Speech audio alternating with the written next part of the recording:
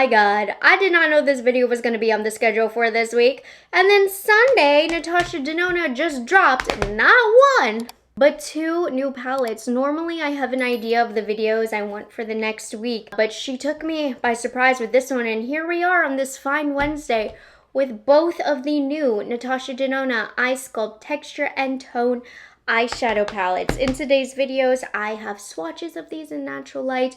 We're going to do a couple tutorials. We're going to do some comparisons. I'm going to go over the formulas, all of that good stuff, so I can help you decide if you do or do not need this, if it's something that will enhance your makeup collection or not, or maybe which palette would be the best for you, because these palettes have 2 different shades. Soft, which is more intentional for lighter complexions, and then the dramatic, which is more intentional for deeper complexions. In fact, NATASHA DENONA herself said she picked out the tones for the dramatic palette for deeper complexions, which not a lot of brands have the balls to do, so I'm really excited about that. I mean, I think if you have a deeper complexion, there definitely is a huge incentive here to pick up the more dramatic palette, since it is created with your skin tone in mind, which not enough brands do. So I'm so excited about that. One thing about NATASHA, I swear she listens to her customers. So about this palette, or these palettes, I should say, they are $82 each, so they are quite expensive, which is why I'm here today for a video to help you narrow down which you need, or the fact that you don't need them, you know? They are available at Ulta. Both shades are available at Ulta, at Sephora, at the NATASHA DENONA website, and I also saw them at Beautylish as well. You want my advice on where to order from? If you want it to come in one piece, NATASHA DENONA does the best quality of shipping. If you want to potentially return, then definitely do either Sephora or Ulta. You can hold off for the Sephora savings event, or Ulta has a better point system.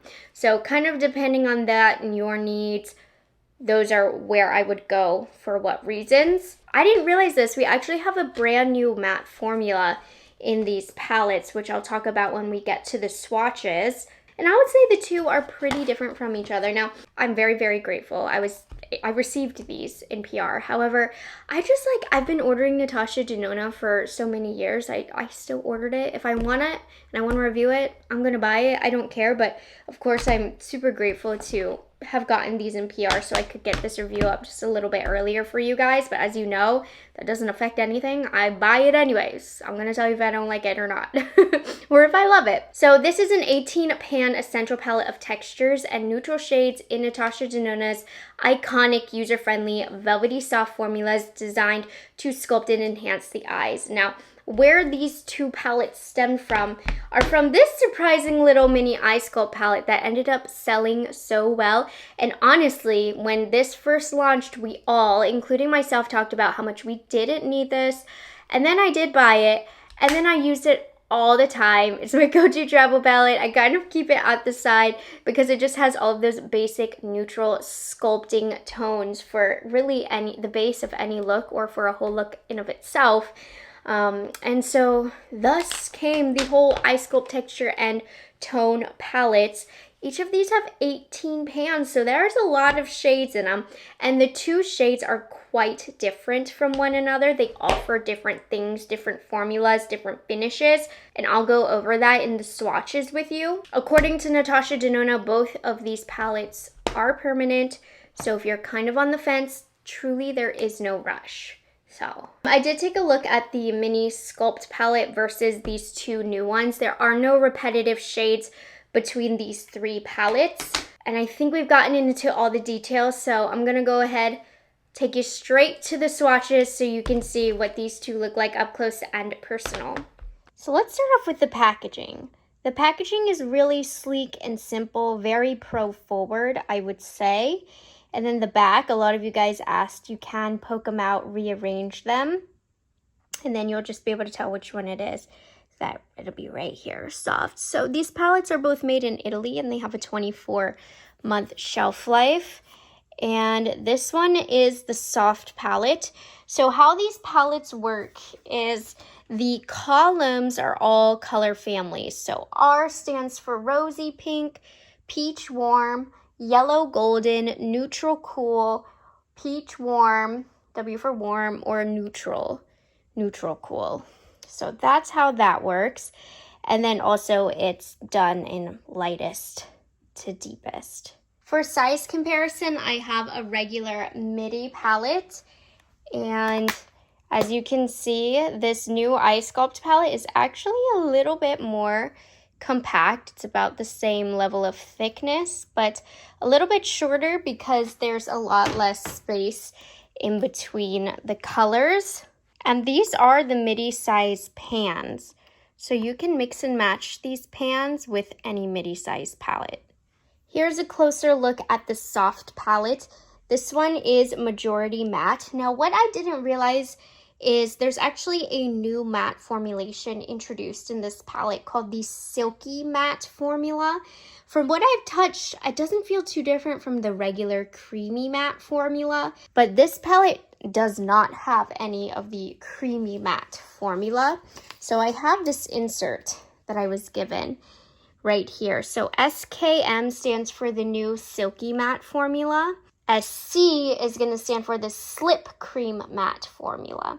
And I don't see any creamy mattes in here. Now, the Slip Cream is not my favorite. We'll talk about that in more of the review portion. And then this palette also has 3 metallic finishes, which I did not realize, which would be this one, and N2, which does not look very metallic, but this is a metallic. A lot of the Slip Cream Matte formulas you're going to find over here, and then one right here. And then the rest of these, I believe, are all that new Silky Matte formula, which did swatch very silky. I'm not mad at it at all. And then here are the swatches. So I have, the rose row to the peach row to the yellow row to the neutral to the warm to the cool here at the end. So you can see this one is supposed to be a metallic, but it really is more of a satin, I would say. This one's the metallic, and then this one, the mattes that have like a little bit of a sheen to them, those are going to be those Slip Cream mattes. And then mostly up front, we have the Silky mattes, which were really smooth,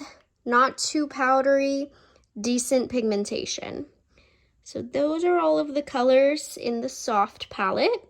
Now here's a look at the dramatic palette, just like the soft palette, but a little bit changed up. We have peach warm, yellow golden, rosy pink, peach warm, but these I think are a little bit more peachy warm, neutral cool, and then this one's also neutral cool. So that's how she did that one. Now this one is different than the soft because this middle row is actually of all metallics and sparkling foiled shades, so we have a lot more of that. I prefer that. I like that there's more shimmers in this dramatic one. I wish the soft one had some more shimmers, but that's just, what can we do about that? Now, in terms of formulations, this one has a good mix. So like I said, mixture of sparkling foils and metallics. And then I noticed most of the mattes here are the Silky Matte formula, the new formula. Towards this side, we have more of the creamy matte formula. And then also just randomly placed, we have some of the Slip Cream matte formula. And those are the ones that have, the little shine right here.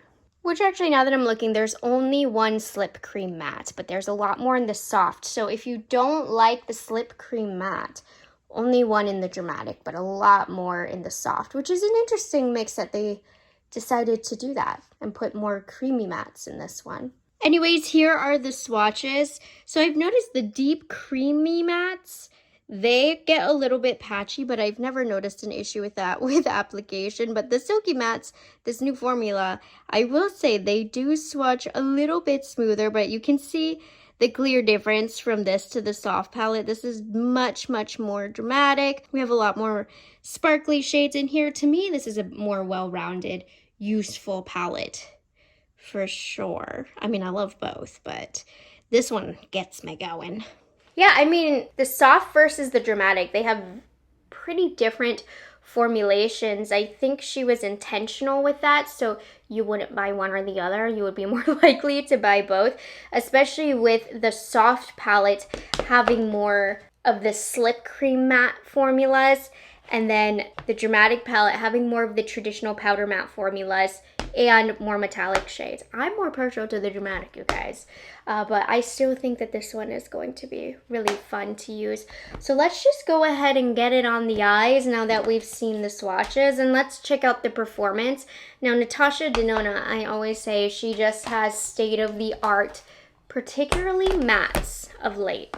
I was deciding how I wanted to go about the looks because it's possible to get very similar looks using both palettes because they both have a lot of those neutral browns and stuff. So, I mean, I could totally create a similar eye look using both of the different palettes, but I wanted to create a look with the soft palette that you can't get with the dramatic palette and vice versa. So we're gonna do one very different look with the soft palette and one with the dramatic. So we'll do the soft palette on this eye. Now this chart that they do have online is fantastic if you need some inspiration on where to apply the colors on the eyes, if you need a little bit of a cheat sheet to help you out. I'm not going to pay attention to that, but I think it's a great feature that they do have. I think we're going to stay more on this side of the palette since this is definitely not what you can get in the dramatic palette.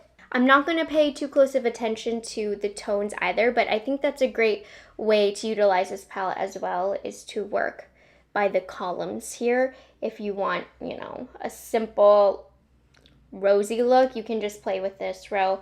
If you want a simple like cool neutral look, you can play with this row. This palette is very well laid out, very thoughtful, very pro forward. I would say it makes a lot of sense to me. So to get us started, I actually want to sculpt the eye a little bit. So I'm going to use the shade P2. I'm not going to do anything crazy for these looks. They are neutral palettes after all, and they're meant to sculpt and shade the eye more than anything. So I'm just taking this and even bringing it into the bridge of the nose a little bit because we can do a little bit of contour with this. Right now, the majority of my base is NATASHA DENONA, including the new High Glam Foundation, which I've been loving. My review still stands from that initial point. I am obsessed with it. Also the concealer and the new bronzers, all NATASHA DENONA today. And then I think I'm going to take R1, and I normally like to just brighten up underneath my brow bone. I also put concealer underneath, so I do want to set that concealer. And I like how these don't have names. I just like the R1, Y1.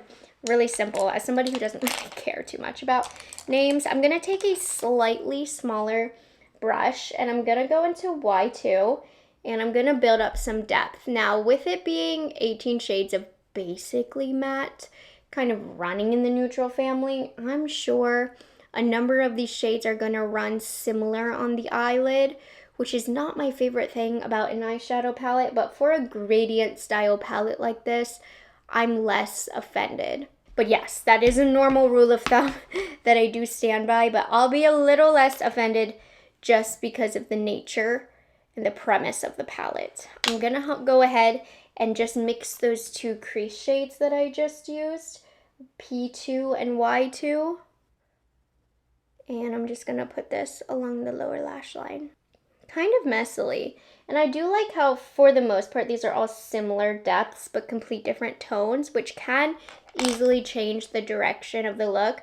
I mean, these are mostly this Silky Matte, the new Silky Matte formula that I've been using, and they're applying very silky, not overly pigmented, which I think is the intention behind this formula. Now, I'll be the first to admit, the Slip Cream Matte formula, not a favorite of mine, but I'll give her credit where credit is due. You don't get any fallout with this, and it has improved over time. I think she's trying to make it her signature formula.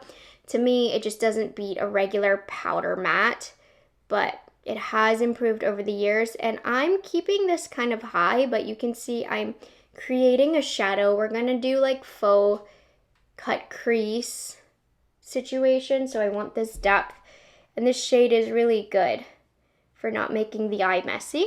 And then I'm gonna go even deeper. This is another one of those shades, formulas, C3, and I'm keeping it a little tighter, but really building in that depth. So you see how this palette, we're able to create a whole new sculpted look with the eye. I I think that's so special about this. I'm wiping off my brush. I'm going into Y3. And I'm just gonna lightly run that along the lower lash. We're not gonna do anything crazy with today's look, just so you know. That's not how I would use these palettes, nor would be the reason I would grab for these palettes. Kind of softly blend this. And now I'm going to take the shade Y1, and I'm going to put this all over the eyelid. I'm using a flat shader brush, and while I am not creating a cut crease old school style with concealer and all of that intensity, I am using the shape of this brush to create a more defined edge here. This has been one of my favorite styles of neutral looks. I do wish that this was a bit more pigmented, so we had a bit more pow right away. Confirming this Y1 shade is that new Silky Matte formula, which I think by nature is less pigmented, which is why it's applying more sheer. Which again, not a bad thing per se, but in this case, I would have liked for it to be a creamy matte formula so I could build it up a lot quicker. But very easy blend, this new formula. And this is the palette that has most of the new formula. They're less prevalent in the Dramatic palette. And then we're just gonna stick with it. We're gonna build on top of it. She didn't add C1 for no reason. And I'm gonna put it right on top.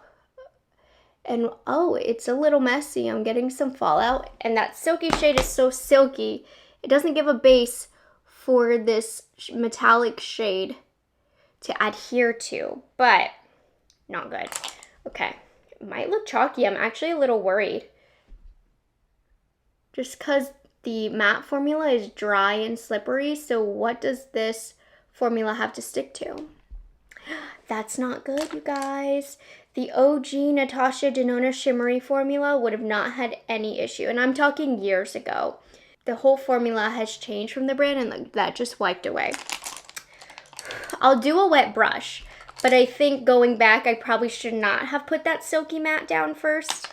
But you know, one thing about me, I do not like having to wet a shadow. And with Natasha, I normally don't, but this needs to be wet in order to be utilized. So I'll do it for today, but that is an application note. Don't put the silky matte underneath the shimmer shade because it ain't gonna stick. And it will look a little dry and rough. Not obsessed. I still like the palette overall, but I don't like how this played out. And I'm gonna have some fallout too, and it is what it is.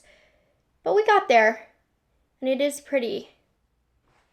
I know some of you guys don't mind having to make adjustments in wetting your brush because you do it anyways. But normally for Natasha, I don't have to. So that was a bad move on my part, but I didn't know it was gonna be that way. I'm just kind of rebuilding some of the shadow we created here. Still very beautiful. I'm gonna take a smaller brush.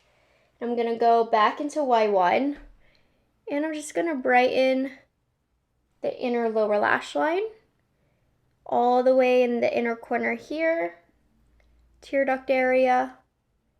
And overall, the goal is to keep this look more light and bright with that faux shadow in the crease. I think we got that. I do have some fallout on the face. Not a big deal, but didn't intend for that to happen. And it's kind of stuck. So it is what it is. But this C1, it's a little dry. I will warn ya, because you can see even with the blending, it kind of fell off again. But you can see with the swatch, with a light press, without the warmth of my finger pushing it in, it's a little piecey. But the matte's phenomenal. Even the Slip Cream matte formula, which I'm typically not a big fan of, I did like how I used it today. I'm going to take an angled brush, and I'm going into the shade W3, which again is a Slip Cream matte formula, but this formula I do love for eyeliner. So I'm just gonna keep this tight along the lash line and just stamp that on like so. Gorgeous. I love this formula for eyeliner. It's just there's a lot of this formula in this palette, and I think she did that because she's assuming someone with a lighter complexion would be using this, so you don't need a super powdery matte to build up the pigment. So this is actually an easier formula to use and blend on lighter skin tone. So I see the intention for sure, but that's why we have the dramatic palette, I suppose. We'll do like a tiny mini wing. Kind of sad about the fallout, but it'll be okay. All right, let's move on to the dramatic palette and do something a little bit more dramatic. I definitely want to utilize the shimmers as well. So I'm gonna use R1 right here. We're gonna start that off right along the lower lash line. Now this has some warmth to it, but we're gonna end up going pretty smoky in the waterline today. Also gonna take a big fluffy brush and start that in my crease as well, using a lighter hand, because for me, obviously this creates some instant depth. I mean, I really am more partial to the dramatic palette, even on myself, but when creating looks, I'd utilize shades from both palettes just to get the most even blend and best gradient for my skin tone. So these are a launch that I can totally see myself going back and forth between both of them for just one look. But instantly we're starting off with something more on the dramatic side. I'm gonna take some of N1 and I'm gonna do an outer corner blend using that smaller blending brush. Can be a little messy with it because I am going to take a shimmer shade to the lid that will cover anything that's unblended, but I'm keeping this more on the outer half versus here where I brought that deeper shade all the way in. I'm keeping this one more out. Taking a pencil brush with N1,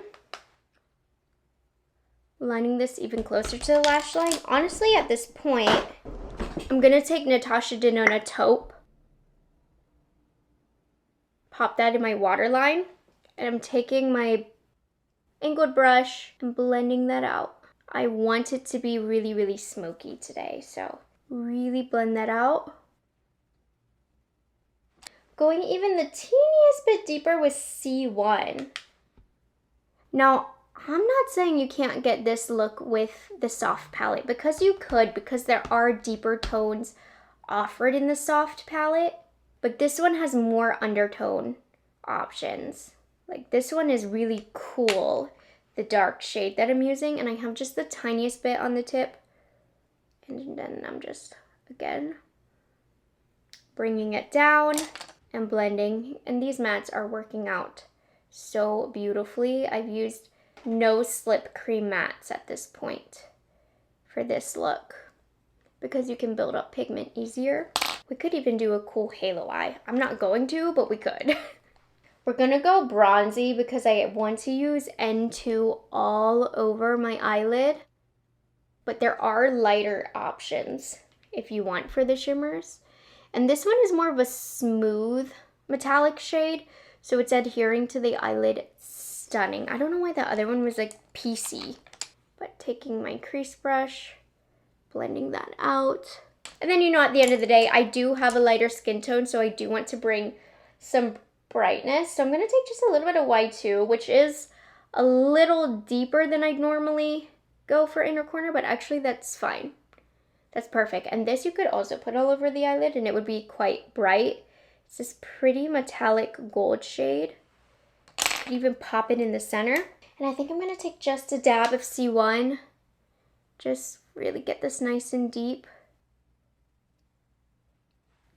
I'm loving this. And then finishing with C3, which be careful because this is a powder. So it's going to be messier than what we used in the soft palette. And I'm just pressing this into my lash line. Taking my pointer brush, blending that out, creating something more smoky.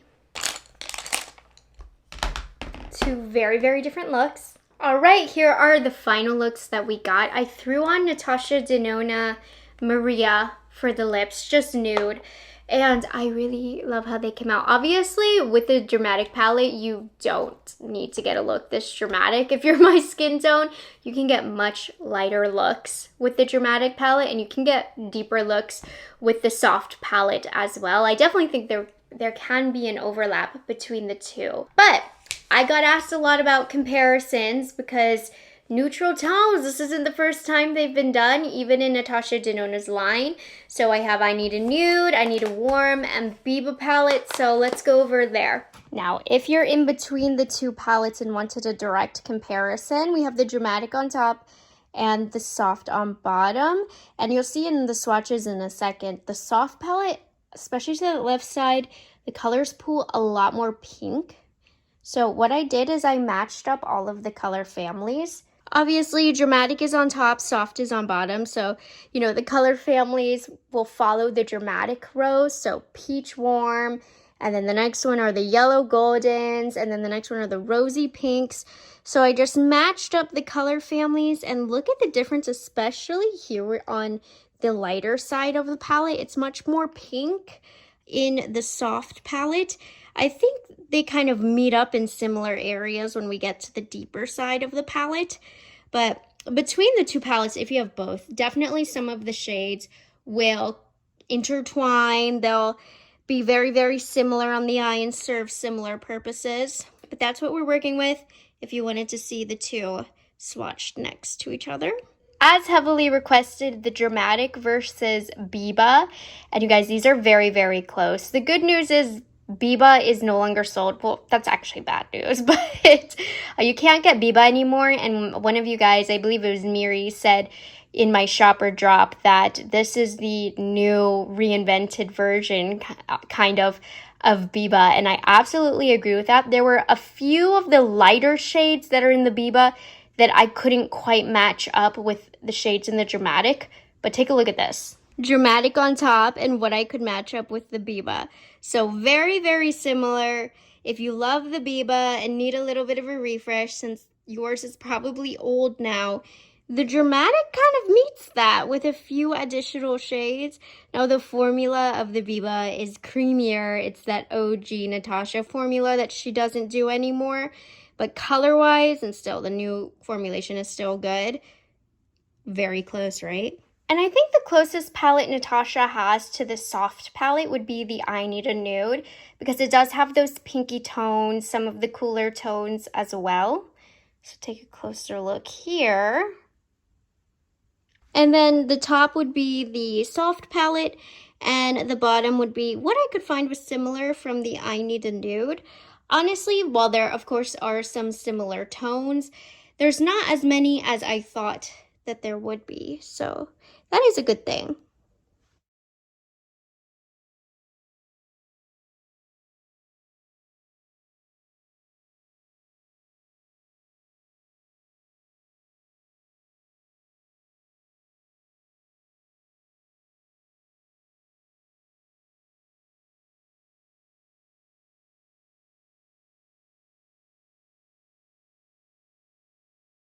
All right, overall thoughts about these palettes.